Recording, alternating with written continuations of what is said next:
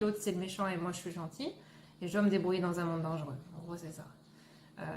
Alors qu'en fait, à un moment donné, quand la conscience avec un grand C se réveille et vient infuser dans ce corps humain, dans ce rôle angélique, c'est pas Angélique qui se réveille.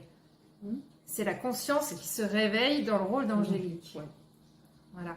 Ce qui fait qu'à un moment donné, bah après, le vrai abandon, c'est ça, c'est abandonner tout ce que tu crois dans ta tête, ce qu'il faudrait, ce qui est bien, ce qui est mal, tout ce qu'on t'a mis dans la tête, et juste laisser pénétrer cette conscience bien plus grande qui te fait battre ton cœur. À un moment donné, il faut bien se rendre compte qu'il y a bien plus grand que soi, il y a bien plus grand, mais en fait c'est nous aussi, c'est ça qui est le paradoxe, c'est que nous sommes cette grande conscience qui se prend pour un petit conscient, une petite conscience.